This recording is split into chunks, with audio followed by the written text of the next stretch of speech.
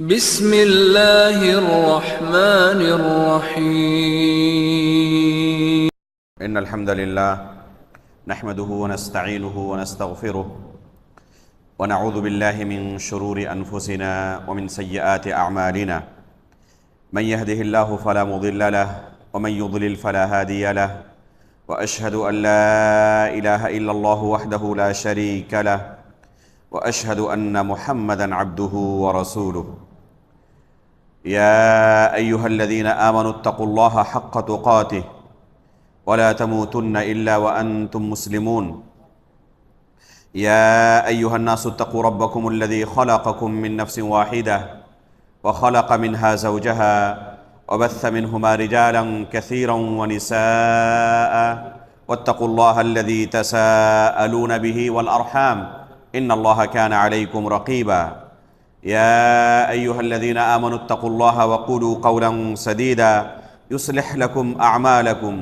ويغفر لكم ذنوبكم ومن يطع الله ورسوله فقد فاز فوزا عظيما اما بعد فان اصدق الحديث كتاب الله واحسن الهدي هدي محمد صلى الله عليه وسلم وشر الامور محدثاتها وكل محدثة بدعة وكل بدعة ضلالة وكل ضلالة في النار۔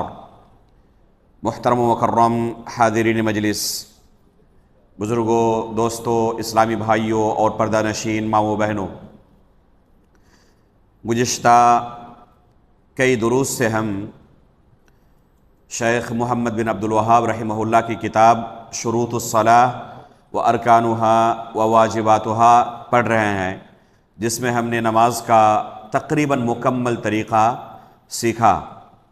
اس کتاب کے بالکل آخری مرحلے میں ہم پہنچنے والے ہیں، اور امید کرتے ہیں کہ آج کے درس اور اگلے درس میں ہم اس کتاب کی شرح مکمل کر لیں گے۔ گزشتہ درس تک نماز کے 14 ارکان میں سے 12 ارکان کا تذکرہ گزر چکا تھا۔ 13واں رکن شیخ محمد بن عبد الوہاب رحمہ اللہ نے ذکر کرتے ہوئے کہا ہے کہ 13واں رکن نبی صلی اللہ علیہ وسلم پر درود پڑھنا ہے۔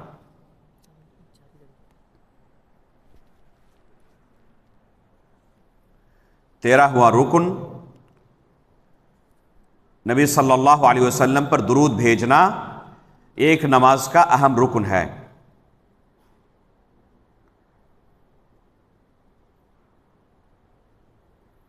اور اس کے الفاظ بھی انہوں نے ذکر کیے ہیں، اللہم صلی علی محمد وعلی آل محمد کما صلیت علی ابراہیم انک حمید مجید۔ فرماتے ہیں کہ یہ نماز کا ایک رکن ہے۔ الصلاۃ من اللہ ثناؤہ علی عبدہ فی الملأ الاعلی كما حكى البخاري في صحيحه عن ابي العالية قال صلاة الله ثناؤه على عبده في الملأ الأعلى وقيل الرحمة والصواب الأول ومن الملائكة الاستغفار ومن الآدميين الدعاء وبارك وما بعدها سنن أقوال وأفعال۔ فرماتے ہیں کہ اللہ کے رسول صلی اللہ علیہ وسلم پر درود پڑھنا بھی نماز کا ایک رکن ہے۔ اور الصلاۃ علی محمد کا معنی یہ ہے کہ اللہ رب العالمین ملأ اعلیٰ میں نبی صلی اللہ علیہ وسلم کا ذکر خیر کرتے ہیں۔ جب آپ اللہ رب العالمین سے یہ دعا کرتے ہیں کہ اللہم صلی علی محمد، اے اللہ تو محمد الرسول اللہ صلی اللہ علیہ وسلم پر رحمت نازل فرما، تو آپ اللہ رب العالمین سے دعا کرتے ہیں کہ اللہ رب العالمین رسول اللہ صلی اللہ علیہ وسلم کا ذکر خیر کرے ملأ اعلیٰ میں۔ جیسے کہ امام بخاری رحمہ اللہ نے ابو العالیہ رحمہ اللہ سے نقل کرتے ہوئے ذکر کیا ہے، صلاۃ اللہ ثناؤہ علی عبدہ فی الملأ الاعلی، اللہم صلی علی محمد کی تفسیر یہ ہے کہ اللہ رب العالمین ملأ اعلیٰ میں نبی صلی اللہ علیہ وسلم کا ذکر خیر کریں، اور دوسرا معنی اس کا یہ بیان کیا گیا ہے کہ اس سے مراد رحمت ہے، یعنی اللہ رب العالمین نبی صلی اللہ علیہ وسلم پر رحمت نازل فرمائے کہ اللہ تو محمد الرسول اللہ صلی اللہ علیہ وسلم پر رحمت نازل فرما۔ تو یہ دعا ہم اللہ رب العالمین سے کرتے ہیں کہ اللہ کے رسول صلی اللہ علیہ وسلم پر تو رحمت نازل فرما، اور خود اللہ کے رسول نے ہمیں یہ تعلیم دی ہے۔ یہ کس بات کی دلیل ہے؟ کہ خود رسول اللہ صلی اللہ علیہ وسلم اللہ کی رحمت کے محتاج ہیں، اور جو خود محتاج ہو اللہ رب العالمین کا، اس سے کوئی شخص اپنی محتاجگی دور کرنے کے لیے سوال کرے، یہ عقل مندی نہیں ہے۔ اس لیے اللہ کے رسول سے بھی کوئی چیز طلب نہیں کی جائے گی، بلکہ اللہ رب العالمین سے درخواست کی جائے گی کہ اللہ کے رسول پر رحمت نازل فرما۔ یہ خود اللہ کے رسول نے ہمیں تعلیم دی ہے، اور جب اللہ کے رسول سے کوئی چیز طلب نہیں کی جا سکتی تو دنیا کے اندر کوئی پیر، ولی، بزرگ، خواجہ، غریب نواز اللہ کے رسول سے بڑا نہیں ہے، چاہے وہ کتنے ہی اونچے مقام پر کیوں نہ پہنچ جائیں، وہ رسول اللہ صلی اللہ علیہ وسلم کے مقام و مرتبے تک نہیں پہنچ سکتے۔ جب اللہ کے رسول سے کچھ طلب کرنا، اپنی حاجت روائی کرنا جائز نہیں، تو دوسرے بزرگوں سے یہ چیز جائز نہیں ہے، یہ بدرجہ اولا ہے۔ اس کے بعد فرماتے ہیں کہ یہ لفظ صلاۃ اگر فرشتوں کے حق میں بولا جائے تو اس سے مراد استغفار ہے، اور انسانوں کے حق میں بولا جائے تو اس سے مراد دعا ہے۔ اس قول میں شیخ محمد بن عبد الوہاب رحمہ اللہ نے اللہ کے رسول پر درود پڑھنے کو الصلاۃ علی محمد، یعنی اللہم صلی علی محمد وعلی آل محمد، یہ جو دعا پڑھتے ہیں اسے نماز کا ایک رکن قرار دیا ہے۔ حالانکہ اس مسئلے میں علماء کے مابین اختلاف ہے کہ یہ رکن ہے یا واجب ہے یا مستحب ہے۔ چنانچہ علامہ ابن کثیر رحمہ اللہ نے امام شافعی، امام احمد ابن حنبل اور امام اسحاق ابن راہویہ رحمہ اللہ سے، یہ تمام کے تمام اس امت کے کبار علماء، فقہاء، محدثین میں شمار ہوتے ہیں۔ امام احمد ابن حنبل اور امام اسحاق ابن راہویہ یہ دونوں امام بخاری رحمہ اللہ کے قابل استاد ہیں۔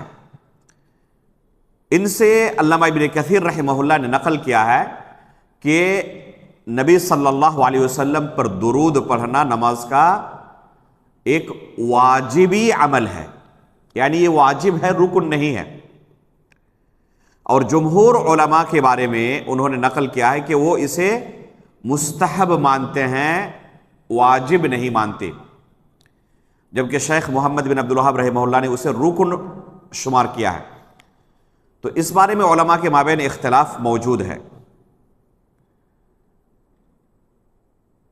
اور اقرب الی الصواب یہی معلوم ہوتا ہے کہ یہ ایک واجب ہے، واللہ اعلم بالصواب۔ گزشتہ درس میں ہم نے ایک قصہ بھی ذکر کیا تھا، جو لوگ سعودی علماء پر یہ الزام لگاتے ہیں کہ وہ اللہ کے رسول سے محبت نہیں کرتے۔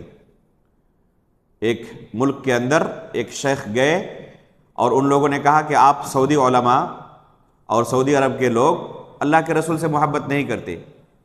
پوچھا کہ آپ کے نزدیک اللہ کے رسول پر نماز میں درود پڑھنا یہ کیا ہے، اس کا حکم؟ تو انہوں نے کہا کہ مستحب ہے، یعنی مستحب عمل انسان اگر نہ بھی کرے، کبھی چھوڑ دے، تو اس کی نماز باطل نہیں ہوگی اور نہ اسے سجدہ سہو کرنا پڑے گا۔ تو انہوں نے کہا کہ آپ کے نزدیک یہ مستحب ہے اور ہمارے نزدیک رکن ہے۔ چنانچہ شیخ محمد بن عبد الوہاب رحمہ اللہ نے اسے نماز کے ارکان میں شامل کیا۔ تو اب آپ ہی بتائیں کہ اللہ کے رسول سے آپ زیادہ محبت کرتے ہیں، ہم زیادہ محبت کرتے ہیں؟ تو یہ تو جدلی بات ہوئی۔ مناظرے کے وقت ایک انسان اس طرح کا اسلوب اختیار کرے لیکن حقیقت میں اگر دیکھا جائے تو اکثر و بیشتر سلف اس کے مستحب ہونے کی طرف گئے ہیں، اور بعض علماء اس کے وجوب کے بھی قائل ہیں، اور دلائل کی روشنی میں اس کا واجب ہونا ہی اقرب الی الصواب معلوم ہوتا ہے۔ اس لیے نماز کے اندر اس درود کو نہیں چھوڑنا چاہیے۔ کیا الفاظ پڑھیں اس بارے میں حدیث کے اندر متعدد صیغے وارد ہیں صحیح اسانید سے، لیکن سب سے زیادہ صحیح سند سے اور سب سے زیادہ مشہور جو الفاظ ہیں وہ درود ابراہیمی کے نام سے ہمارے درمیان معروف ہے۔ اللہم صلی علی محمد وعلی آل محمد کما صلیت علی ابراہیم وعلی آل ابراہیم انک حمید مجید، اللہم بارک علی محمد وعلی آل محمد کما بارکت علی ابراہیم وعلی آل ابراہیم انک حمید مجید۔ تو یہ الفاظ سب سے زیادہ مشہور ہیں اور صحیح سند سے اللہ کے رسول سے ثابت بھی ہیں، اس لیے ان الفاظ کو ہی انسان پڑھے، یہ سب سے اولا اور افضل ہے۔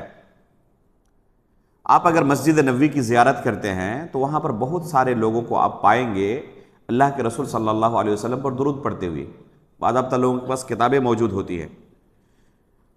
آپ دیکھیں جن الفاظ کے ساتھ وہ درود پڑھتے ہیں، حدیث کی کسی کتاب کے اندر وہ الفاظ آپ کو نہیں ملیں گے، حالانکہ صحیح اسانید سے متعدد صیغے وارد ہیں، متعدد الفاظ وارد ہیں، ان میں سے بندہ کوئی بھی دعا، کوئی بھی لفظ اختیار کرے کافی ہے، اور سب سے افضل یہ ہے کہ یہی درود ابراہیمی پڑھا جائے۔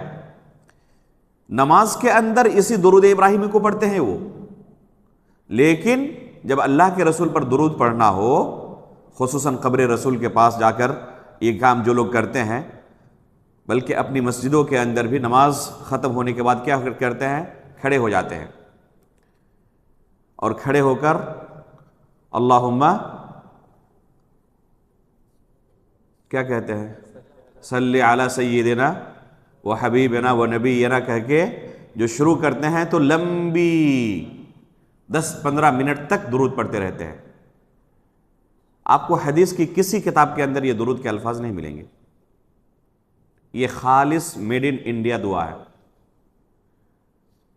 انڈیا کے لوگوں کے علاوہ دنیا کے کسی کونے میں آپ کو درود کے الفاظ نہیں ملیں گے، نہ حدیث کی کتابوں کے اندر یہ الفاظ آپ کو ملیں گے، یہی کے لوگوں نے اسے تیار کیا ہے۔ تو اس طرح کے الفاظ سے انسان کو بچنا چاہیے، خصوصاً دعا کے معاملے میں۔ اللہ کے رسول نے جو تعلیم دی ہے اس کا مقابلہ ہمارے اپنی طرف سے تیار کیے گئے الفاظ کبھی نہیں کر سکتے، اس لیے اللہ کے رسول نے جو تعلیم دی ہے اسی پر ہمیں اکتفا کرنا چاہیے۔ اب سوال پیدا ہوتا ہے کہ یہ درود کس تشہد میں پڑھا جائے، پہلے تشہد میں یا دوسرے تشہد میں؟ اگر ایک سے زیادہ تشہد والی نماز ہے، جیسے عصر کی نماز ہے، ظہر کی نماز ہے، مغرب کی نماز ہے اور عشاء کی نماز ہے، فجر کی نماز میں ایک ہی تشہد ہے، یا اگر 2 رکعت کوئی نماز پڑھ رہا ہے سنت، اس میں ایک ہی تشہد ہے، یا 1 رکعت وتر پڑھ رہا ہے تو ایک ہی تشہد ہے، تو اس میں کوئی مسئلہ نہیں۔ لیکن اگر 2 تشہد والی نماز ہے تو اس میں درود صرف دوسرے تشہد میں ہے یا پہلے تشہد میں بھی درود ہے؟ اکثر و بیشتر لوگوں کا عمل آپ یہی پائیں گے کہ صرف دوسرے تشہد میں درود پڑھتے ہیں، پہلے تشہد میں درود نہیں پڑھتے، حالانکہ اس کی کوئی صریح دلیل نہیں ملتی کہ درود کو دوسرے تشہد کے لیے خاص کر دیا جائے۔ اللہم صلی علی محمد، اللہم بارک علی محمد، اس کو صرف دوسرے تشہد کے لیے خاص کیا جائے اور پہلے تشہد میں صرف التحیات پر اکتفا کیا جائے، اس تفریق کی کوئی دلیل نہیں ملتی ہے، بلکہ اس کے برعکس جو دلائل موجود ہیں ان کے اندر اطلاق ہے، عموم ہے، کہ تشہد میں اللہ کے رسول صلی اللہ علیہ وسلم پر درود پڑھنا ہے۔ اس لیے راجح یہی ہے کہ پہلے تشہد میں بھی درود پڑھا جائے۔ صرف دوسرے تشہد کے لیے درود کو خاص کرنا اور پہلے تشہد میں صرف التحیات پر اکتفا کرنا، یہ درست معلوم نہیں ہوتا دلائل کی روشنی میں۔ چنانچہ اس سلسلے میں جو بھی احادیث وارد ہے درود کے سلسلے میں، ان تمام احادیث کے اندر آپ دیکھیں اس طرح کی کوئی قید نہیں ہے کہ صرف دوسرے تشہد میں آپ یہ درود پڑھیں یا سلام والے تشہد میں یہ درود پڑھیں، اس طرح کی کوئی قید نہیں ہے۔ اس میں کہا گیا ہے تشہد کے اندر درود، اور تشہد پہلے تشہد کو بھی کہتے ہیں، تشہد دوسرے تشہد کو بھی کہتے ہیں، لہذا اس میں بھی یہ شامل ہے۔ اور بعض دلائل ایسے ہمیں ملتے ہیں سنت کے اندر جن دلائل کے اندر اسی بات کی تائید ہوتی ہے کہ پہلے تشہد میں بھی درود پڑھا جائے گا۔ چنانچہ امام ابو عوانہ رحمہ اللہ نے اپنے مستدرک مسند میں، جو کہ حقیقت میں صحیح مسلم پر مستخرج ہے، اس کے اندر اما عائشہ رضی اللہ تعالی عنہا سے ایک حدیث نقل کی ہے، قیام اللیل کی ایک حدیث نقل کی ہے اما عائشہ رضی اللہ تعالی عنہا سے صحیح سند سے، امام ابو عوانہ الاسفرائینی رحمہ اللہ نے اپنے مستخرج کے اندر، اس میں اما عائشہ رضی اللہ تعالی عنہ فرماتی ہیں ثم یصلی 9 رکعات، اللہ کے رسول صلی اللہ علیہ وسلم 9 رکعتیں پڑھتے تھے۔ کیا کیفیت ہوتی؟ لا یجلس فیہن الا عند الثامنہ، 8ویں رکعت سے پہلے تشہد کے لیے نہیں بیٹھتے تھے۔ تشہد کے لیے کب بیٹھتے؟ جب 8 رکعتیں مکمل ہو جاتی، مسلسل پڑھتے رہتے ایک ہی سلام سے 9 رکعت، 8ویں رکعت جب پڑھ لیتے تب اللہ کے رسول صلی اللہ علیہ وسلم بیٹھتے تشہد کے لیے۔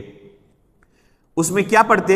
فَيَدْعُو رَبَّهُ وَيُصَلِّي عَلَى نَبِيِّهِ، صاف صریح الفاظ ہیں کہ اللہ رب العالمین سے دعا کرتے اور اللہ کے رسول پر درود پڑھتے۔ تو اللہ کے رسول صلی اللہ علیہ وسلم سے خود یہ عمل ثابت ہے کہ پہلے تشہد میں اللہ کے رسول صلی اللہ علیہ وسلم نے درود پڑھا ہے۔ اس کے بعد آگے کیا فرماتی ہیں؟ ثُمَّ يَنْهَضُ وَلَا يُسَلِّمُ، اس 8ویں رکعت میں آپ نے جو تشہد کے لیے بیٹھا ہے اس میں سلام نہیں پھیرتے، بلکہ درود پڑھنے کے بعد اللہ کے رسول کھڑے ہو جاتے، درود پڑھنے کے بعد اللہ کے رسول پھر کھڑے ہو جاتے۔ ثم یصلی 9 اور پھر 9ویں رکعت کو پڑھتے، فیقعد اور اس کے بعد پھر بیٹھتے تشہد کے لیے، ثم یحمد ربہ ویصلی علی نبیہ ویدعو، اور پھر اس میں بھی اللہ رب العالمین کی تعریف و توصیف کرتے، درود پڑھتے اور پھر باقی دعائیں پڑھتے۔ ثم یسلم تسلیما یسمعنا، اور پھر اللہ کے رسول ہمیں سنا کر کیا کرتے؟ سلام پڑھتے۔ تو یہ حدیث بھی اس بات کی دلیل ہے کہ پہلے تشہد میں بھی اللہ کے رسول صلی اللہ علیہ وسلم درود پڑھا کرتے تھے۔ کوئی کہہ سکتا ہے کہ یہ تو رات کی نماز ہوئی، نفل ہے، یہ تو فرض نماز نہیں ہے۔ تو ہم ایسے لوگوں سے کہیں گے کہ اگر کوئی کام نماز کے اندر چاہے وہ نفل ہو یا فرض ہو کسی بھی صحیح سند سے ثابت ہے تو اصل ہے کہ وہ عام ہے، الا کہ تخصیص کی کوئی دلیل ہمیں مل جائے۔ جب تک تخصیص کی کوئی دلیل نہیں ملتی ہے تب تک وہ عمل فرض کے لیے بھی ہے، وہ عمل نفل کے لیے بھی ہے۔ لہذا پہلے تشہد میں درود پڑھنا یہی راجح معلوم ہوتا ہے۔ صرف خاص کر لینا دوسرے تشہد میں درود کو، جیسے کہ اکثر و بیشتر مسجدوں میں آپ جائیں، آپ کو ائمہ حضرات اتنا وقت نہیں دیتے کہ التحیات کے بعد پھر درود پڑھیں، بلکہ بسا اوقات کسی مسجد میں نے نماز پڑھائی اور عادت ہے وہی پڑھنے کی، پہلے تشہد میں بھی ہم درود پڑھتے ہیں۔ بعض مصلیوں نے اعتراض کیا کہ لگتا ہے کہ آپ التحیات کے بعد بھی پہلے تشہد میں کچھ پڑھتے ہیں، اتنا لمبا تشہد کیوں کرتے ہیں؟ تو ہم نے کہا کہ یہی اللہ کے رسول صلی اللہ علیہ وسلم سے ثابت ہے، اور کوئی ایسی حدیث ہمیں نہیں ملتی ہے کہ صرف دوسرے تشہد میں ہی درود پڑھا جائے، بلکہ تشہد والی جتنی احادیث ہیں وہ عام ہیں، اس میں کوئی قید نہیں ہے، اور اللہ کے رسول سے پہلے تشہد میں درود پڑھنا ثابت بھی ہے اگر 2 تشہد والی نماز ہے تو۔ لہذا اصل یہی ہے کہ اس کو عام رکھا جائے، پہلے اور دوسرے تشہد دونوں کے اندر درود کو پڑھا جائے۔ شیخ البانی رحمہ اللہ نے اصل و صفت صلاۃ النبی کے اندر اس مسئلے کو بالتفصیل بیان کیا ہے، اور یہی ثابت کیا ہے کہ درود پہلے اور دوسرے دونوں تشہد میں ہے، صرف دوسرے تشہد میں نہیں۔ واضح ہو گیا یہ مسئلہ، کلیئر ہو گیا؟ اب آخری رکن ہے دونوں طرف سلام پھیرنا، فرماتے ہیں والتسلیمتان، دونوں طرف سلام پھیرنا بھی نماز کا ایک رکن ہے، اور یہ آخری رکن ہے۔ اس طرح کل نماز کے 14 ارکان مکمل ہو جاتے ہیں، جن میں سے 5 ارکان کا تعلق قول سے ہے، اور باقی 9 ارکان کا تعلق کس سے ہے؟ فعل سے۔ جیسے تکبیر تحریمہ، یہ قولی عبادت ہے۔ اسی طرح سورہ فاتحہ پڑھنا، تشہد اور نبی صلی اللہ علیہ وسلم پر درود پڑھنا، اور دونوں طرف سلام پھیرنا، یہ کل کتنے ہوئے؟ 5 ارکان ہوئے جن کا تعلق زبان سے ادا کرنے کے سے ہے، اور باقی جو 9 ارکان ہیں ان کا تعلق عمل سے ہے، قول سے نہیں ہے۔ تو اس طرح سے کل 14 ارکان ہوتے ہیں، جن میں سے آخری رکن ہے دونوں طرف سلام پھیرنا۔ اللہ کے رسول صلی اللہ علیہ وسلم کی مشہور حدیث ہے کہ تحریمھا التکبیر و تحلیلھا التسلیم، نماز کے اندر ایک شخص تکبیر تحریمہ سے داخل ہوتا ہے، تکبیر تحریمہ کہہ کر وہ نماز کے اندر داخل ہو گیا، اب اس کے لیے جو چیزیں نماز سے پہلے حلال تھیں حرام ہو گئی ہیں، اب ادھر ادھر تاک نہیں سکتا، وہ کسی سے گفتگو نہیں کر سکتا، جو نماز کے اعمال ہیں وہی اعمال وہ انجام دے گا۔ اب اس نماز سے باہر کیسے نکلے گا؟ وہ جو چیزیں حرام ہو چکی اب اس کے لیے حلال کیسے ہوں گی؟ تو فرماتے تحلیلھا التسلیم، اس نماز سے وہ سلام کے ذریعے باہر نکلے گا۔ تو یہی اصل ہے کہ نماز سے اگر کوئی شخص باہر نکلے گا تو سلام کے ذریعے باہر نکلے گا، جب تک سلام نہ پھیر دے تب تک نماز کے اندر ہی ہے، وہ تب تک نماز سے وہ باہر نہیں نکلا ہے۔ آپ دیوبندیوں کو دیکھے ہوں گے، یا ان کے ہاں یہ مسئلہ بڑا مشہور ہے کہ آخری تشہد میں کوئی شخص تشہد کی دعائیں اگر پڑھ لیتا ہے اور قصدن جان بوجھ کر ہوا خارج کر دیتا ہے،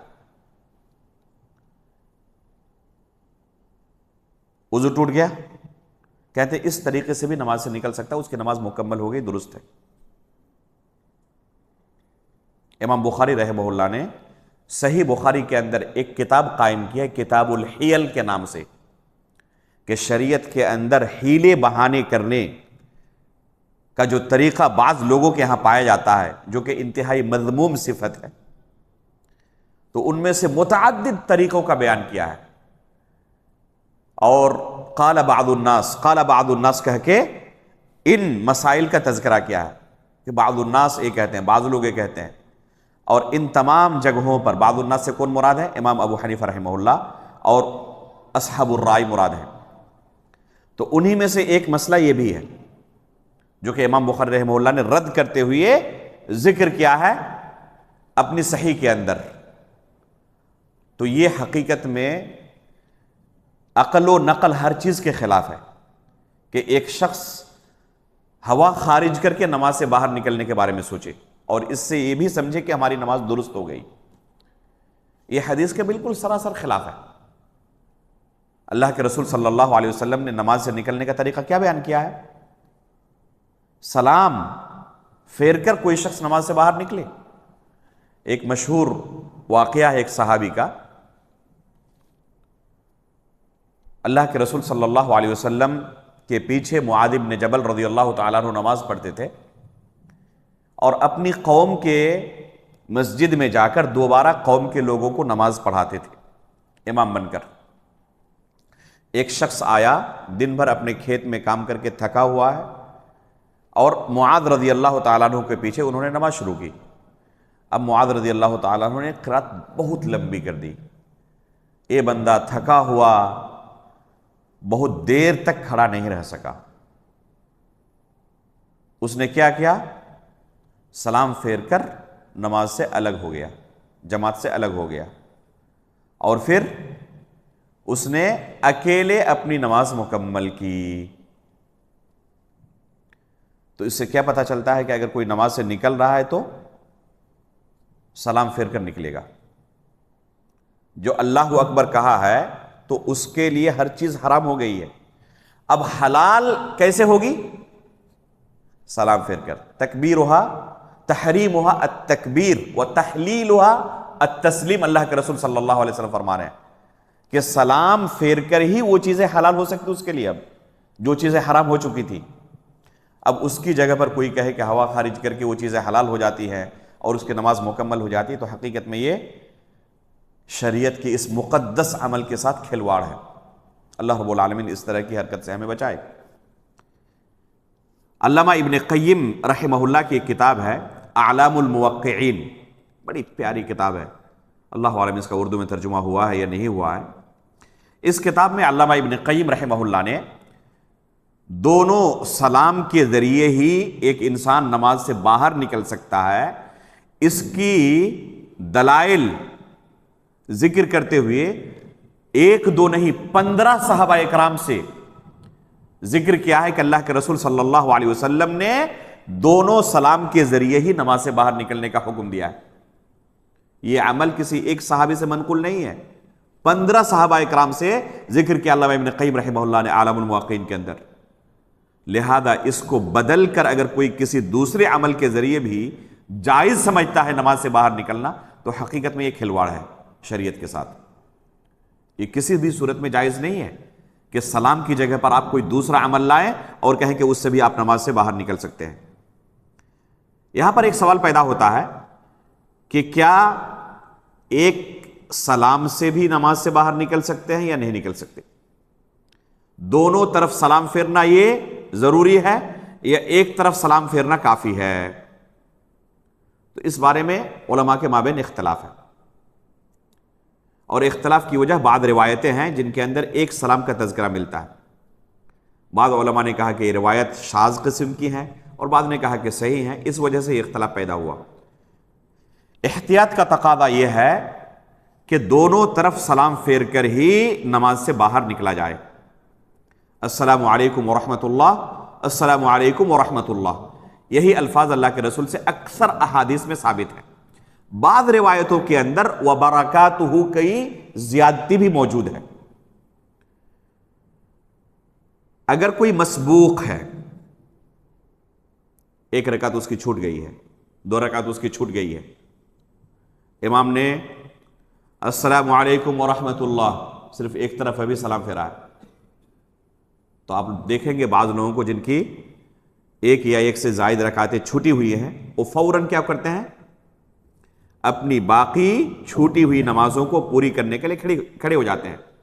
ہوتے نہیں ہوتے؟ ابھی دوسری طرف سلام پھیرنا باقی ہے امام کا، صرف ایک طرف سلام پھیرا ہے اور کھڑے ہو جاتے ہیں. یہ عمل انتہائی غلط عمل ہے، یہ جائز نہیں ہے. یہ امام پر سبقت کرنا ہوا اور امام پر سبقت کرنا جائز نہیں ہے. امام کے بعد ایک انسان عمل انجام دے گا اور جب تک دوسرا سلام نہیں پھیرا ہے ابھی نماز مکمل نہیں ہوئی ہے، ابھی نماز مکمل نہیں ہوئی ہے. اس لیے جس کی نماز چھوٹ گئی ہے 1 رکعت یا 1 سے زائد رکعتیں، وہ کب کھڑا ہوگا؟ جب دونوں طرف امام سلام پھیر کر نماز کو کمپلیٹ کر لے تب کھڑا ہوگا، اس سے پہلے کھڑا نہیں ہوگا۔ یہاں تک کہ بعض علماء نے یہ تک فتویٰ دیا ہے کہ اگر وہ ایک سلام پھیرتے ہی کھڑا ہو جاتا ہے دوسری سلام پھیرنے سے قبل، تو اس کی یہ فرض نماز نفل میں منتقل ہو جائے گی، یہ نماز اس کی فرض نہیں رہ جائے گی، کیونکہ فرض نمازوں میں یہ جائز ہی نہیں ہے کہ دونوں طرف سلام پھیرنے سے پہلے کوئی شخص کھڑا ہو جائے۔ البتہ نفلی نمازوں میں بعض علماء نے چونکہ اجازت دی ہے، اس لیے کہتے ہیں کہ اس کی یہ نماز نفلی منتقل ہو جائے گی، فرض نماز نہیں رہے گی۔ یہ بات علماء کے فتاوی موجود ہے، اس سے اس کی شدت کو بیان کرنا مقصود ہے کہ یہ غلط عمل ہے۔ یہاں تک کہ شیخ ابن باز رحمہ اللہ کا فتویٰ ہے کہ اگر کوئی شخص اس طرح ایک سلام پھیرنے کے بعد ہی دوسرے سلام سے قبل کھڑا ہو جاتا ہے تو اس کی یہ نماز باطل ہو جاتی ہے، اسے دوبارہ نئے سرے سے نماز دہرانی ہوگی، مکمل نماز۔ شیخ ابن باز رحمہ اللہ کا یہ فتویٰ موجود ہے، ان کی ویب سائٹ میں جائیے آپ کو یہ فتویٰ ملے گا کہ اگر کوئی شخص صرف ایک سلام امام نے پھیرا ہے اور 1 رکعت اس کی چھوٹ گئی تھی، کھڑا ہو گیا وہ، دوسری طرف سلام اس کے بعد امام پھیر رہا ہے اس کے کھڑے ہونے کے بعد، تو شیخ ابن باز رحمہ اللہ نے فتویٰ دیا کہ اس کی یہ نماز باطل ہو چکی ہے، کیونکہ امام نے ابھی نماز کمپلیٹ نہیں کی ہے اور اس سے پہلے وہ نماز سے امام سے الگ ہو گیا ہے، تو اس نے جماعت کی پرواہ نہیں کی، گویا کہ وہ جماعت سے الگ ہو چکا ہے کیونکہ ابھی جماعت ختم نہیں ہوئی ہے، لہذا اس کی یہ نماز باطل ہو جائے گی، اسے نماز دہرانی پڑے گی۔ اس سے اختلاف کیا جا سکتا ہے علمی طور پر، لیکن اس مسئلے کی سنگینی کو سمجھنے کے لیے فتاوے بڑے اہم ہیں۔ علی کل حال ایک مقتدی کو چاہیے کہ کب وہ، اگر اس کی کوئی رکعت چھوٹ گئی تو کب وہ کھڑا ہوگا؟ دونوں طرف سلام پھیر دینے کے بعد ہی مقتدی کھڑا ہو، جب تک دوسرا سلام مکمل نہیں ہوا ہے تب تک مقتدی بیٹھا رہے، جب مکمل ہو جائے اب نماز ختم ہوئی ہے، اب وہ جو رکعت اس کی چھوٹ گئی ہے اسے مکمل کرنے کے لیے کھڑا ہو۔ ایک تیسرا مسئلہ جو اسی سے جڑا ہوا ہے، ایک شخص مسجد میں داخل ہوا اور امام ابھی ایک طرف سے سلام پھیرا ہے، تو وہ جماعت کے اندر شامل ہو سکتا ہے، ابھی نماز کمپلیٹ نہیں ہوئی ہے، وہ جماعت کے اندر شامل ہو سکتا ہے کیونکہ نماز ابھی بھی مکمل نہیں ہوئی ہے، نماز ابھی باقی ہے، ایک سلام ابھی بھی باقی ہے۔ بہت سارے لوگ کیا کرتے ہیں، پتہ چل گیا کہ دوسرے تشہد میں امام بیٹھے ہوئے ہیں تو ایسی صورت میں کھڑے رہتے ہیں، انتظار کرتے ہیں، جماعت میں شامل نہیں ہوتے، یہاں تک کہ کمپلیٹ کر لے، الگ سے ہم جماعت قائم کریں گے۔ یہ طریقہ درست نہیں ہے، بلکہ انسان کو چاہیے کہ جس وقت وہ مسجد میں حاضر ہو فوراً آ کر جماعت کے ساتھ شامل ہو جائے، یہاں تک کہ اگر ایک طرف امام سلام پھیر بھی چکا ہو تب بھی جماعت کے اندر وہ شامل ہو سکتا ہے اور اسے چاہیے کہ شامل ہو جائے، ابھی بھی اس کے پاس موقع ہے، فرصت ہے۔ تو یہ کل ملا کر 14 ارکان ہوئے نماز کے۔ اب اس کے بعد مصنف شیخ محمد بن عبد الوہاب رحمہ اللہ نماز کے واجبات کا تذکرہ کر رہے ہیں اور فرماتے ہیں کہ نماز کے کل 8 واجبات ہیں۔ جمیع التکبیرات غیر تکبیرۃ الاحرام، تکبیر تحریمہ کے بارے میں ہم نے کیا کہا تھا، یہ کیا ہے، نماز کا رکن ہے، تو تکبیر تحریمہ کے علاوہ جتنی تکبیرات ہیں، آپ قیام سے رکوع کے لیے جا رہے ہیں، رکوع سے پھر اٹھ رہے ہیں، پھر سجدے کے لیے جا رہے ہیں، سجدے سے اٹھ رہے ہیں، تو ہر عمل کے لیے جب آپ منتقل ہوتے ہیں دوسرے عمل کی طرف تو آپ تکبیر کہتے ہیں۔ یہ تکبیرات واجب ہیں، صرف تکبیر تحریمہ یہ نماز کا رکن ہے، باقی تمام تکبیرات یہ واجب ہیں۔ اس کے بعد فرماتے ہیں وَقَوْلُ سُبْحَانَ رَبِّيَ الْعَظِيمِ فِي الرُّكُوعِ وَقَوْلُ سَمِعَ اللَّهُ لِمَنْ حَمِدَهُ لِلْإِمَامِ وَالْمُنْفَرِدِ، سبحان ربی العظیم یہ رکوع کے اندر کہنا واجب ہے، اور امام کے لیے اور منفرد کے لیے سمع اللہ لمن حمدہ کہنا واجب ہے۔ وقول ربنا ولک الحمد للکل، اور ہر ایک کے لیے، یعنی امام کے لیے بھی اور منفرد کے لیے بھی ربنا ولک الحمد کہنا یہ واجب ہے۔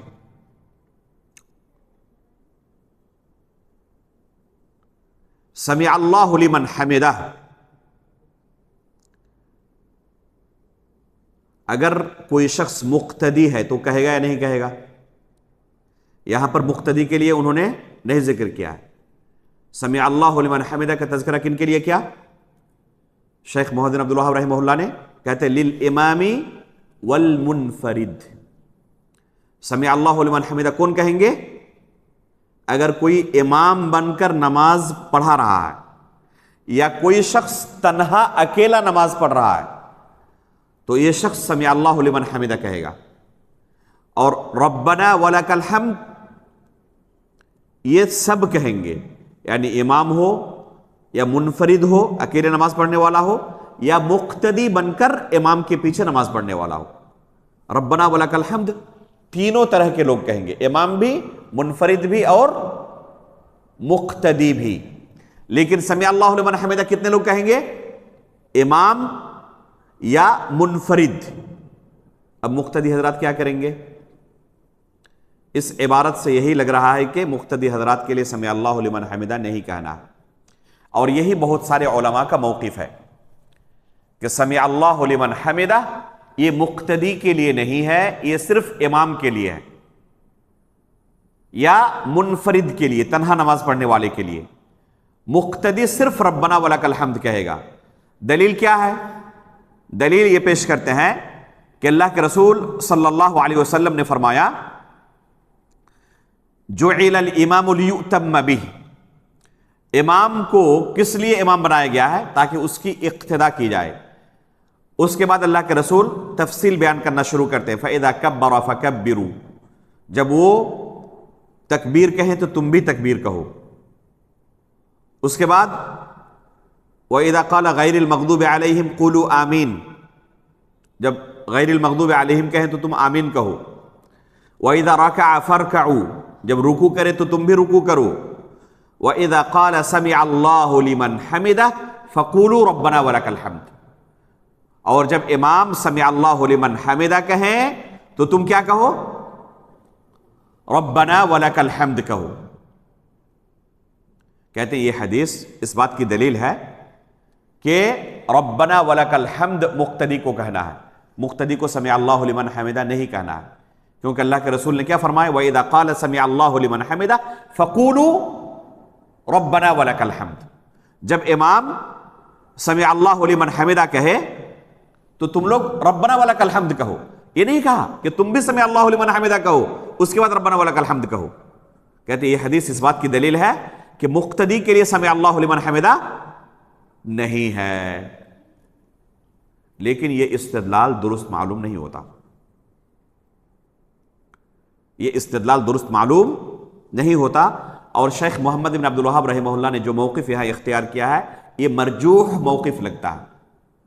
راجح یہ معلوم ہوتا ہے دلائل کی روشنی میں کہ سمع اللہ لمن حمدہ امام بھی کہیں گے، منفرد بھی کہیں گے اور مقتدی بھی کہیں گے، جیسے کہ ربنا ولک الحمد امام، منفرد اور مقتدی تینوں کے لیے، اسی طرح سمع اللہ لمن حمدہ بھی تینوں کے لیے ہے۔ کیا دلیل ہے اس کی؟ شیخ البانی رحمہ اللہ نے اس مسئلے کو بھی تفصیل کے ساتھ ذکر کیا ہے صفت صلاۃ النبی کے اندر۔ اسی طرح امام سیوطی رحمہ اللہ نے اس مسئلے کو بڑی تفصیل کے ساتھ ذکر کیا ہے، بلکہ اس بارے میں مستقل کتاب لکھی ہے، دفع التشنیع فی حکم التسمیع کے نام سے ان کی مستقل کتاب ہے، اور ان لوگوں پر رد کیا ہے جو کہتے ہیں کہ مقتدی کے لیے سمع اللہ لمن حمدہ نہیں ہے۔ امام سیوطی نے مستقل کتاب لکھی اس مسئلے پر۔ کیا دلیل ہے کہ مقتدی سمع اللہ لمن حمدہ کہیں گے؟ دلیل اس کی یہ ہے کہ آپ نے جو دلیل پیش کی، پہلی بات وَإِذَا قَالَ سَمِعَ اللَّهُ لِمَنْ حَمِدَهُ فَقُولُوا رَبَّنَا وَلَكَ الْحَمْدُ، تو یہ حدیث اس بات کی دلیل نہیں ہے کہ مقتدی سمع اللہ لمن حمدہ کہیں گے یا نہیں کہیں گے، بلکہ اس حدیث میں اللہ کے رسول صلی اللہ علیہ وسلم نے ترتیب بیان کی ہے کہ مقتدی کون سے عمل کب انجام دیں گے۔ اللہ کے رسول یہ سکھا رہے ہیں کہ مقتدی کا عمل امام کے عمل کے بعد ہو، اس لیے شروع میں کہا جعل الامام لیؤتم بہ، امام کو کس لیے بنایا گیا ہے؟ تاکہ اس کی اقتدا کی جائے۔ فاذا کبر فکبروا، جب تکبیر کہے تو تم تکبیر کہو۔ تو اللہ کے رسول اس حدیث میں کیا سکھا رہے ہیں کہ مقتدی کو امام کے پیچھے پیچھے چلنا چاہیے۔ تو یہ اصل اس حدیث کا مفہوم ہے۔ اللہ کے رسول اس میں مقتدی کو سکھا رہے ہیں کہ تمہیں امام کے پیچھے پیچھے چلنا ہے، لہذا جب وہ سمع اللہ لمن حمدہ کہیں تو ربنا ولک الحمد اس کے بعد تمہیں کہنا ہے۔ اس حدیث میں یہ مقصود نہیں ہے کہ مقتدی سمع اللہ لمن حمدہ کہیں گے یا نہیں کہیں گے اور امام ربنا ولک الحمد کہیں گے نہیں کہیں گے۔ اگر آپ کی یہی دلیل ہے کہ اس حدیث میں مقتدی کے لیے سمع اللہ لمن حمدہ کہنے کا تذکرہ نہیں ہے تو ہم کہیں گے کہ اس حدیث میں امام کے لیے ربنا ولک الحمد کہنے کا بھی تذکرہ نہیں ہے یا نہیں؟ تو آپ پھر یہ کہے کہ مقتدی سمع اللہ لمن حمدہ نہیں کہیں گے اور امام ربنا ولک الحمد نہیں کہیں گے، کیونکہ امام کے لیے ربنا ولک الحمد کہنے کا تو تذکرہ نہیں کیا اللہ کے رسول نے۔ اللہ کے رسول نے کیا فرمایا؟ اذا قال سمع اللہ لمن حمدہ فقولوا ربنا ولک الحمد، جب امام سمع اللہ لمن حمدہ کہے تو تم ربنا ولک الحمد کہو۔ یہ تو نہیں کہا کہ امام بھی ربنا ولک الحمد کہیں تب تم کہو ربنا ولک الحمد۔ تو اگر یہی حدیث آپ کی دلیل ہے تو پھر آپ کو یہ بھی تسلیم کرنا چاہیے کہ امام کے لیے ربنا ولک الحمد نہیں ہے، جس طرح کے مقتدی کے لیے سمع اللہ نہیں ہے۔ حالانکہ آپ کہتے ہیں نہیں امام بھی ربنا ولک الحمد کہیں گے، ابھی کہا للجمیع، تو حقیقت میں یہ استدلال بہت وجیح نہیں ہے۔ حافظ ابن حجر رحمہ اللہ نے فتح الباری کے اندر جو صحیح بخاری کی شرح سب سے عمدہ شرح ہے، بہت تفصیلی بحث کی اس مسئلے کے اندر، اور اس حدیث کا صحیح مفہوم کیا ہے اسے بالتفصیل بیان کیا ہے، جس کا خلاصہ میں نے ابھی آپ کے سامنے رکھا کہ اس حدیث میں اللہ کے رسول نے مقتدی کو کیا کہنا ہے اس کی تعلیم نہیں دی ہے، بلکہ کب کہنا ہے اس کی تعلیم دی ہے۔ ورنہ ہم اسی حدیث سے استدلال کرتے ہوئے بھی کہہ سکتے ہیں کہ مقتدی کو سمع اللہ لمن حمدہ نہیں کہنا ہے تو امام کو بھی ربنا ولک الحمد نہیں کہنا ہے، حالانکہ یہ استدلال وجیح نہیں ہوگا، درست نہیں ہوگا، یہ استدلال غلط ہوگا۔ اسی طرح اللہ کے رسول صلی اللہ علیہ وسلم کا فرمان ہے صلو کما رأیتمونی وصلی، جیسے مجھے نماز پڑھتے ہوئے دیکھتے ہو اسی طرح تم نماز پڑھو۔ اللہ کے رسول نے جو نماز کا طریقہ سکھایا اس میں کیا ہے؟ اللہ کے رسول نے جو نماز پڑھ کر لوگوں کو دکھایا تو اس میں رکوع سے کھڑے ہونے کے وقت اللہ کے رسول نے سمع اللہ لمن حمدہ کہا اور پھر ربنا ولک الحمد کہا، ٹھیک ہے، اور کہا کہ صلو کما رأیتمونی وصلی، اسی طرح نماز پڑھو جیسے مجھے نماز پڑھتے ہوئے تم دیکھتے ہو۔ یہ نہیں کہا اللہ کے رسول نے کہ دیکھو یہ سمع اللہ لمن حمدہ جو ہے نا یہ صرف امام کے لیے تمہارے لیے نہیں ہے، یہ تفریق اللہ کے رسول نے نہیں کی، بلکہ کہا کہ جس طرح مجھے دیکھ رہے ہو نماز پڑھتے ہوئے اسی طرح تم بھی نماز پڑھو۔ اور اللہ کے رسول نے کس طرح دکھایا؟ سمع اللہ لمن حمدہ بھی کہا، ربنا ولک الحمد بھی کہا، تو پتہ چلا کہ مقتدی کو بھی سمع اللہ لمن حمدہ کہنا ہے، ربنا ولک الحمد کہنا ہے۔ اسی طرح حدیث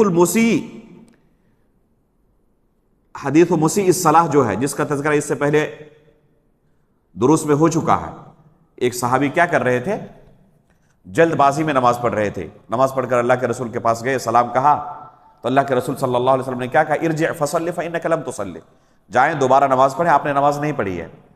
انہوں نے کوشش کی اس سے بہتر طریقے سے نماز پڑھنے کی، پھر جا کر اللہ کے رسول کو سلام کیا، پھر اللہ کے رسول نے وہی جملہ دہرائی، ارجع فصلی فإنک لم تصلی، جائیں دوبارہ نماز دہرائیں، آپ نے نماز نہیں پڑھی ہے۔ تیسری بار درخواست کی کہ اللہ کے رسول مجھے سکھا دیں کہ نماز کیسے پڑھنی ہے، تو اللہ کے رسول صلی اللہ علیہ وسلم نے کیا فرمایا؟ اس شخص کو نماز کی تعلیم دیتے ہوئے، نماز کا طریقہ سکھاتے ہوئے اس کے الفاظ آپ سنیں۔ ابو داؤد نسائی کے اندر صحیح سند سے یہ حدیث موجود ہے۔ اللہ کے رسول صلی اللہ علیہ وسلم اس شخص کو جو نماز کا طریقہ سکھائے اس کے الفاظ ہیں انہا لا تتم صلاة احدکم حتی یسبغ الوضوء کما امرہ اللہ، اس کے بعد آگے ہے ثم یکبر، اس کے بعد آگے ہے ویرکع حتی تطمئن مفاصلہ وتسترخی، رکوع کرے اور اطمینان کے ساتھ رکوع کرے یہاں تک کہ ایک ایک ہڈی اپنی اصل جگہ پر آ جائے. ثم یقول سمع اللہ لمن حمدہ، اور پھر اس کے بعد کیا کہے؟ سمع اللہ لمن حمدہ کہے. ثم یستوی قائما حتی یقیم صلبہ. تو اللہ کے رسول نے اس شخص کو تعلیم دیتے ہوئے یہی کہا کہ رکوع سے اٹھنے کے بعد تمہیں کیا کہنا ہے؟ سمع اللہ لمن حمدہ کہنا ہے. یہ نہیں کہا جب تم صرف امام ہو تبھی کہنا، یا اکیلے نماز پڑھو تبھی کہنا.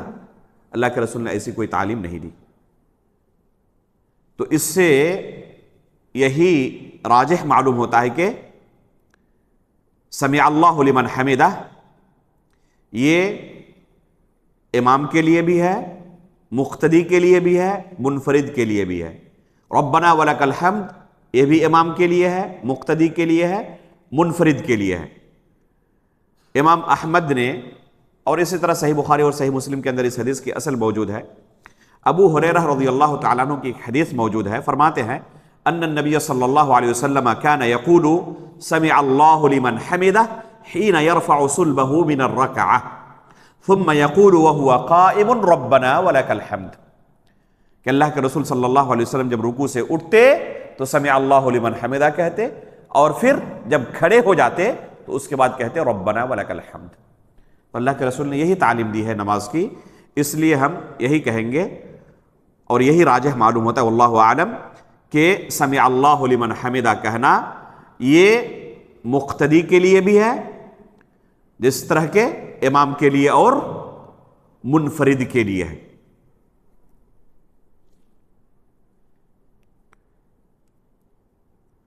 اس کے بعد فرماتے ہیں وَقَوْلُ سُبْحَانَ رَبِّيَ الْأَعْلَى فِي السُّجُودِ، اور سجدے میں سبحان ربی الاعلی پڑھے. یہ بھی نماز کے اندر پڑھنا واجب ہے. وَقَوْلُ رَبِّ اغْفِرْ لِي بَيْنَ السَّجْدَتَيْن، اور دو سجدوں کے درمیان کیا پڑھے؟ رَبِّ اغْفِرْ لِي پڑھے. رَبِّ اغْفِرْ لِي، رَبِّ اغْفِرْ لِي، اس طرح پڑھے دو سجدوں کے درمیان. دو سجدوں کے درمیان جو دعا یہاں مصنف نے ذکر کی ہے، شیخ محمد بن عبد الوہاب رحمہ اللہ نے، یہی دعا صحیح سند سے ثابت ہے. دو سجدوں کے درمیان جو دعا انہوں نے ذکر کی، کیا دعا ذکر کیا ہے؟ رب اغفر لی، رب اغفر لی پڑھنا. صحیح سند سے یہی دعا ثابت ہے. اس کے علاوہ بھی ایک دعا بڑی مشہور ہے، بہت سارے لوگ پڑھتے بھی ہیں. جی کون سی دعا پڑھتے ہیں آپ لوگ؟ اللہم اغفر لی وارحمنی واہدنی وعافنی وارزقنی، بعض روایت میں واجبرنی بھی. یہ دعا بڑی مشہور ہے، لیکن اس کی سند کے اندر علت ہے. حبیب بن ابی ثابت نام کے ایک راوی ہیں جو کہ مدلس ہیں، اور انہوں نے ہر طریق میں عن کے ساتھ ہی روایت کیا ہے. اس وجہ سے یہ سند ضعیف معلوم ہوتی ہے، اور کسی بھی طریق میں ہمیں سماع کی صراحت نہیں ملتی. اس لیے راجح یہی معلوم ہوتا ہے کہ یہ دعا صحیح سند سے ثابت نہیں ہے. اللہم اغفر لی وارحمنی واہدنی وعافنی وارزقنی والی. اس کے بالمقابل صحیح سند سے رب اغفر لی ثابت ہے. اس لیے یہاں پر مصنف نے جو دعا اختیار کیا ہے یہی راجح معلوم ہوتا ہے، اور یہ اختیار بڑا بہترین اختیار ہے مصنف کی طرف سے کہ اسی دعا کا انہوں نے اختیار کیا جو صحیح سند سے ثابت ہے. البتہ اس دعا کو بہت سارے علماء نے حسن یا صحیح کہا ہے، اللہم اغفر لی وارحمنی واہدنی وعافنی وارزقنی. لیکن کسی نے بھی جس علت کا ہم نے تذکرہ کیا اس علت کا جواب نہیں دیا ہے. التخریج المحبر الحثیث نام سے ایک کتاب ہے، شیخ البانی رحمہ اللہ کے ہی ایک شاگرد نے، عمر عبد المنعم سلیم جن کا نام ہے، شیخ البانی کے بہت لائق و فائق شاگرد تھے، اور انہی کے طرز پر احادیث کی تحقیق کرتے ہیں، تخریج کرتے ہیں. المحرر فی الحدیث جو امام ابن عبد الہادی رحمہ اللہ کی بڑی مشہور کتاب ہے، جس کا ایک قصہ سنا دیتا ہوں تھوڑی دیر بعد انشاءاللہ. تو المحرر فی الحدیث یہ حدیث کی بہت ہی پیاری کتاب ہے. اس کی تخریج کی ہے شیخ البانی کے ایک شاگرد نے. تو اس دعا کی تخریج میں کہا ہے کہ یہ دعا ثابت نہیں ہے. اس لیے جو لوگ شیخ البانی کا حوالہ دیتے ہیں انہیں شیخ البانی کے ہی شاگرد کا بھی ان کی بھی کتاب پڑھنی چاہیے. خود انہی کے شاگرد نے اپنے استاد پر استدراک کیا ہے اور کہا ہے کہ یہ دعا ثابت نہیں ہے، اور یہی راجح معلوم ہوتا ہے کہ دعا ثابت نہیں ہے. اس کی جگہ پر رب اغفر لی رب اغفر لی یہ ثابت ہے، اس لیے اسی کے پڑھنے کا اہتمام کرنا چاہیے. اس کے بعد فرماتے ہیں والتشہد الاول والجلوس له. اگر 2 تشہد والی نماز ہے تو پہلا تشہد واجب ہے، دوسرا تشہد کیا ہے؟ ابھی گزرا، رکن ہے وہ، لیکن پہلا تشہد کیا ہے؟ واجب ہے. اور اس تشہد کے لیے بیٹھنا ایک الگ واجب ہے، اس تشہد کے لیے بیٹھنا ایک الگ واجب ہے. تو یہ کل 8 واجبات ہیں. اس کے علاوہ جو اعمال ہیں وہ مستحبات ہیں. اس کے علاوہ جو اعمال ہیں وہ مستحبات ہیں، جن کا تذکرہ انشاءاللہ اگلے درس میں ہم کریں گے. اور اس کے بعد مبطلات الصلاح کا تذکرہ ہم انشاءاللہ بطور افادہ کریں گے، کیونکہ صاحب کتاب نے اس کا تذکرہ نہیں کیا ہے، جو کہ بہت اہم ہے. کن چیزوں سے نماز باطل ہو جاتی ہے، اگر ان کا تذکرہ نہ کیا جائے تو نماز کا مسئلہ ادھورا رہ جائے گا. اس لیے لگ رہا ہے کہ شاید اور 2 درس کی ضرورت پڑے گی ہمیں. اور آخر میں ہم انشاءاللہ کوشش کریں گے کہ پریکٹیکل آپ کو نماز پڑھ کر دکھائیں ایک بار،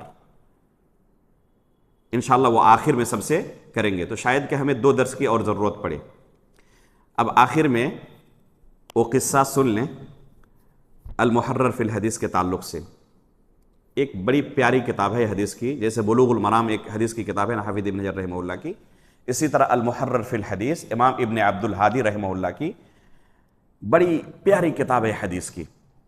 اسی کے طرز پر تقریباً ہے، لیکن اس سے افضل ہے اس معنی میں کہ علل کا بڑا اہتمام کیا ہے امام ابن عبد الہادی رحمہ اللہ نے.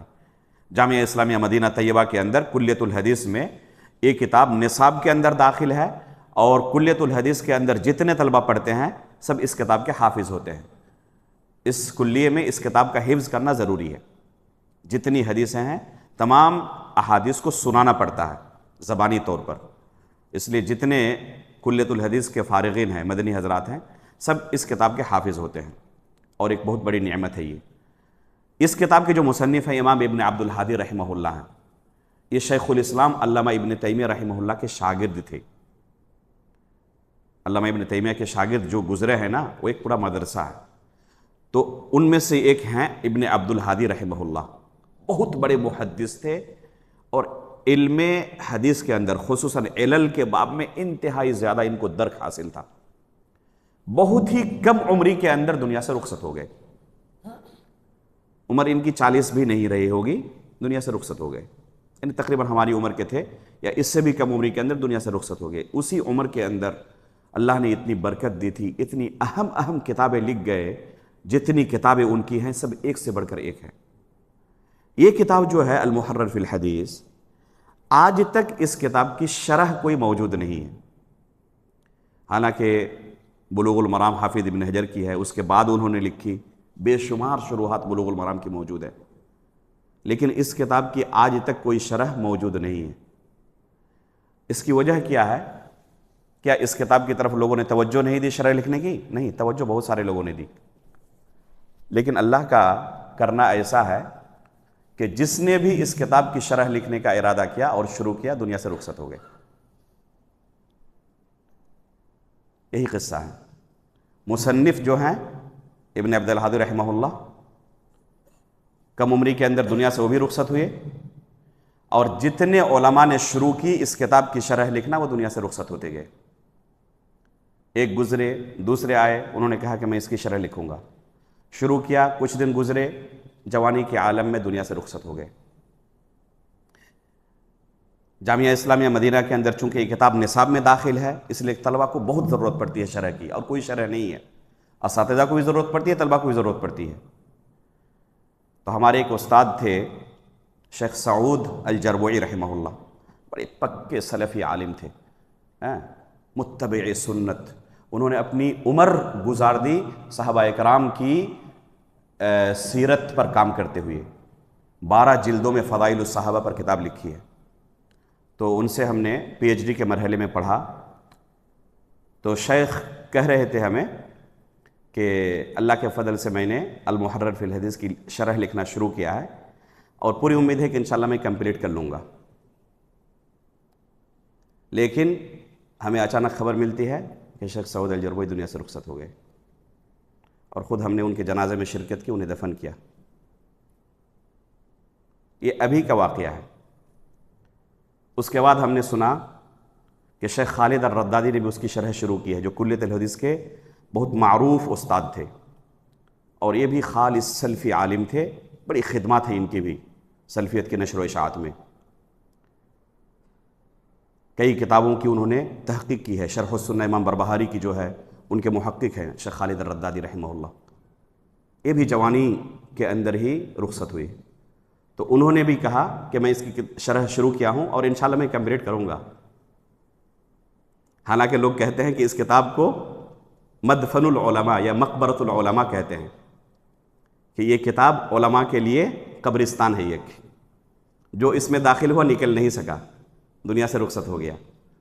کہتے ہیں سب کچھ جانتے ہوئے میں نے شروع کیا ہے، اور انشاءاللہ مجھے امید ہے کہ میں کمپلیٹ کر لوں گا۔ اور ان کے بارے میں بھی اچانک خبر آ رہی ہے واٹس ایپ گروپ میں کہ شیخ خالد الردادی دنیا سے رخصت ہو گئے، تو آج تک اس کتاب کی شرح مکمل نہیں ہو سکی ہے۔ بہت سارے علماء ہمت نہیں کر پاتے ڈر سے کہ اس کتاب میں داخل ہونے کا مطلب ہے کہ اب دنیا سے رخصت ہونا ہے، اور آج تک اس کی شرح کمپلیٹ نہیں ہو سکی ہے۔ اللہ رب العالمین کسی کو توفیق دے کہ اس کی شرح مکمل ہو جائے۔ سبحانک اللہم و بحمدک، اشہد ان لا الہ الا انت، استغفرک و اتوب الیک۔ شیخ، اگر کسی عام آدمی کو اگر سمجھنا ہو تو رکن، پھر واجبات، پھر مستحب، مکروہ، حرام، اس میں کیا فرق ہے؟ نماز کے اندر اگر رکن ہے تو اس کے بغیر نماز کا تصور نہیں۔ اس سے پہلے شرط ہے، شرط کا تذکرہ ہم نے کیا تھا، یہ نماز سے باہر کی چیزیں ہیں، ٹھیک ہے، جیسے وضو ہے، استقبال قبلہ ہے، طہارت ہے، ٹھیک ہے، تو یہ نماز سے باہر کی چیزیں ہیں جن کا ہونا ضروری ہے، جن کے عدم وجود سے نماز کا تصور ہی نہیں ہے۔ اور نماز کے اندر جو اعمال ہیں اسی قبیل کے، یعنی ان کے فوت ہو جانے سے نماز ہی باطل ہو جاتی ہے، تو ان کو رکن کہا جاتا ہے۔ اور اس کے بعد آتا ہے واجبات کا مقام۔ اگر واجبات میں سے، ابھی اس کا تذکرہ آئے گا جب ہم واجبات کو کمپلیٹ کریں گے، اور پھر اس کے بعد جب مستحبات کو کمپلیٹ کر لیں گے تو مصنف نے آگے ذکر کیا اس مسئلے کو، انشاءاللہ اگلے درس میں اس کا تذکرہ آ جائے گا۔ واجبات اگر کسی سے چھوٹ جائے سہون، تو اپنی نماز کی اصلاح کر سکتا ہے سجدہ سہو کے ذریعے، اور جہاں تک مستحبات ہیں تو ان سے نماز کی صحت پر کوئی اثر نہیں پڑتا، ٹھیک ہے۔ اگر کسی سے چھوٹ جائے تو نماز اس کی باطل نہیں ہوگی، اور اس کی صحت پر کوئی اثر بھی نہیں پڑے گا۔ البتہ کوئی جان بوجھ کر چھوڑے، اللہ کے رسول کی سنت ہے، پتہ اسے ہے، لیکن بے رغبتی اور اعراض کرتے ہوئے چھوڑے، تو صرف نماز کا مسئلہ نہیں، اس کے دین کا مسئلہ ہے، اس سے کہیں زیادہ خطرناک ہے یہ، جیسے کہ رفع الیدین اللہ کے رسول سے ثابت ہے۔ علمی مسئلہ یہ ہے کہ یہ مستحب ہے، واجب نہیں ہے۔ اگر کبھی کسی سے فوت ہو جائے تو اس کی نماز کی صحت پر کوئی اثر نہیں پڑے گا، لیکن ایک بندہ جان بوجھ کر چھوڑ رہا ہے، یہ جانتے ہوئے کہ اللہ کے رسول نے یہی تعلیم ہمیں دی ہے نماز کی، لیکن کسی امتی کے قول کی وجہ سے اللہ کے رسول کے عمل کو ترک کر رہا ہے جان بوجھ کر، تو یہ گنہگار ہے یہ۔ اور صرف نماز کا مسئلہ نہیں، اس کے دین و ایمان کا مسئلہ ہے کہ اللہ کے رسول کے ساتھ وہ اعراض کر رہا ہے، اور یہ بہت بڑا جرم ہے، یہ جائز نہیں ہے کسی صورت میں۔ تو یہ ہے، اور اس کے بعد آئے گا مبطلات الصلاۃ، کہ جن اعمال سے نماز باطل ہو جاتی ہے، تو ان کا بھی تذکرہ انشاءاللہ ہم کریں گے، اگرچہ مصنف نے اس کا تذکرہ نہیں کیا ہے، لیکن من باب الفائدہ، تاکہ ہم تمام مسائل کو کمپلیٹ کر لیں، اس کا بھی تذکرہ آخر میں انشاءاللہ ہم کریں گے باذن اللہ تعالی۔ اگر مان لیجیے کبھی ہم لوگ فرض نماز میں ہیں، لیکن کسی نوبت کے جیسے ہمیں نماز توڑنا ہے، کیا دونوں طرف خالی سلام پھیر دیں گے تو ہو جائے گا؟ اس کی شرعی سبب سے اگر توڑ رہے ہیں تو پھر سلام پھیرنے کی ضرورت نہیں ہے، ٹھیک ہے، اگر شرعی سبب سے۔ اور بغیر شرعی سبب کے آپ اگر نکلنا چاہتے ہیں، جیسے آپ کی ٹرین کھل جائے گی، ٹھیک ہے، تو آپ کو نماز سے اگر نکلنا ہے تو سلام پھیر کر نکلنا ہے، نماز سے نکلنا ہے تو سلام پھیر کر نکلنا ہے۔ لیکن ایک بندہ سنت شروع کر دیا ہے اور اقامت شروع ہو گئی. ابھی سنت شروع کیا تھا اور اقامت شروع ہو گئی. تو اللہ کے رسول صلی اللہ علیہ وسلم نے کیا فرمایا؟ اذا اقیمت الصلاۃ فلا صلاۃ الا المکتوبہ. جب اقامت کہہ دی جائے تو اس فرض نماز کے علاوہ کوئی دوسری نماز نہیں ہوتی ہے. اب شرعاً اس کی نماز باطل ہو چکی ہے. امام نے جیسے ہی اللہ اکبر کہا اس کی نماز باطل ہو گئی، گرچہ وہ پڑھتا رہے، شرعی طور پر اس کی نماز کی کوئی اہمیت نہیں. اب تو ایسا شخص سلام پھر کر نہیں نکلے گا، پھر وہ اسی حالت میں نماز چھوڑ کر کیا کرے گا؟ امام کے ساتھ آ کے شامل ہو جائے گا. تو اس شرعی سبب سے اس کو چھوڑنا پڑ رہا ہے، اپنی طرف سے قصدن نہیں چھوڑ رہا ہے وہ، تو ایسی صورت میں سلام نہیں. لیکن اگر وہ اپنی کسی وجہ سے، جیسے کہ نماز امام بہت لمبی پڑھا رہا ہے، ہمت نہیں ہو رہی ہے پڑھنے کی، یا ٹرین چھوٹ رہی ہے، یا کوئی ضروری کام پڑ گیا ہے، تو ایسی صورت میں کیا کرے گا؟ وہ سلام پھیر کر جائے گا. اگر کسی کا وضو ٹوٹ گیا تو یہ شرعی سبب سے اس کی نماز باطل ہوئی ہے، سمجھ رہے نا؟ تو جس طرح اقامت کی وجہ سے شرعی سبب سے باطل ہوا تھا، باطل ہوئی تھی نماز، اس میں سلام نہیں تھا، تو اگر کسی کا وضو ٹوٹ جائے اس کو بھی سلام نہیں پھیرنا ہے. تو جو بھی شرعی سبب سے نماز باطل ہوگی وہاں پر سلام نہیں پھیرنا ہے. اور اپنی کسی ضرورت سے قصدن نماز چھوڑ کے جا رہا ہے تو سلام پھیر کر جائے گا. وہ فرق سمجھ میں آیا نا؟ سبحانک اللہم و بحمدک اشہد ان لا الہ الا انت استغفرک و اتوب الیک.